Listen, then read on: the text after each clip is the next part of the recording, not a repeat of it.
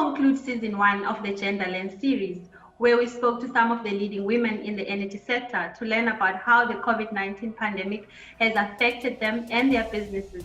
I'm pleased to speak to Yolanda Mabuto, who is the founder of Divaine Growth Solutions and our partner in the ED interviews. Welcome, Yolanda. Thank you, Babalo, for having me. It's such an honor to be part of this series, and it's amazing to also hear that we are almost wrapping up this amazing series. Thank you for having me. Thank you for your time. Yolanda, let's just start with how COVID-19 has changed your views on how we conduct business.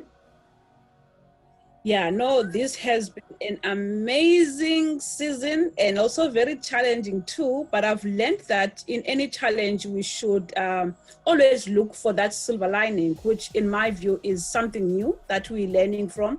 So with COVID-19, I've seen a number of changes in a number of sectors where businesses are changing how they operate, and that also needs us as small businesses to also try and see how we can, recalibrate and change the operations and really learn to make sure that we accelerate the digital transformation.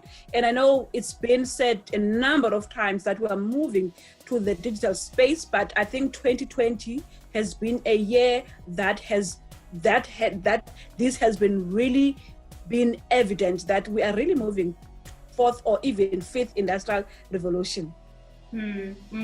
I agree with you. And then this has changed the business landscape so much. But now, what does this mean for the entrepreneurs? Well, it means that we need to be agile as entrepreneurs. It means that we need to be flexible. And in there are so many ways that one can be flexible. You could be flexible in how you operate your operations as a business.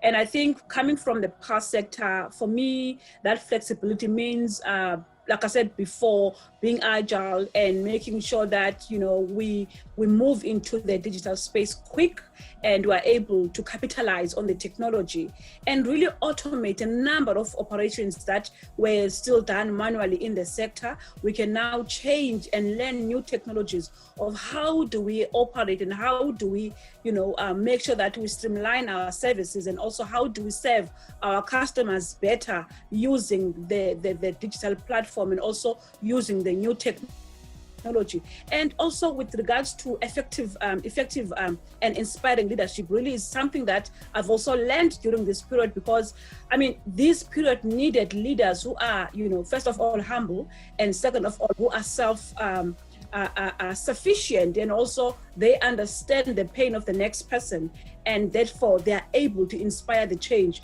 because we're forced to change a number of things. So you needed to inspire the change as the leader. So again, as entrepreneurs, leadership becomes key in challenging times like this. I like what you said, that it brought about changes, and all these changes, they're not all bad. So it's not all gloom and doom. It just provides a space now to be creative and, as you said, to be adaptive. Absolutely. So throughout the GenderLens season, we've had different experiences from women and how they've adapted to the changes in operations. What are some of the quotes from these women that have resonated with you? Wow, I'll be lying if I say there's one. I think all of them spoke to my heart, because they really embodied what is really happening out there in the world and what women are experiencing in our sector. And I've listened to all of the services, and I've really learned from each and every woman that you had on the platform on the series, where they shared how they have changed their thinking and how they have changed how they operate. And also, while doing that, they're also adhering to the social distancing protocols that has been placed in our country, and I think across the countries that are being affected by the pandemic. So these women have really, taught me a thing or two.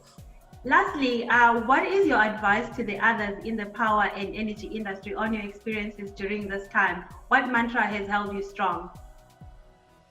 Firstly, I'll start with the mantra. The mantra that held me very strong is the mantra that goes like this: what doesn't kill you make you stronger or wiser.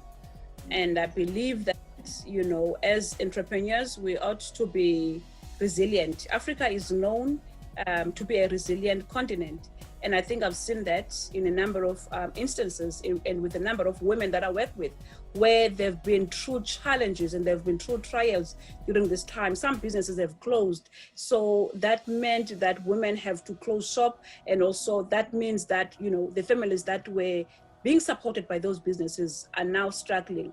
But what I can say to women is that let's tackle each and every challenge that we face and also use the learning that we are getting from those challenges and really try and be flexible and make sure that we use technology for our own advantage. There's a lot that we can get out of technology, but we just need to make sure that as leaders in the sector, in any sector for that matter, we're able to learn, allow ourselves to learn from any challenge and really move with the time while, making sure those that are working with us are empowered and are inspired by what we are doing. Well, thank you, Yolanda, for the fruitful partnership, and also thank you for sharing your views. To our viewers, be on the lookout for season 2, where ESI Africa will bring you women entrepreneurs in the energy space. Until then, please stay safe.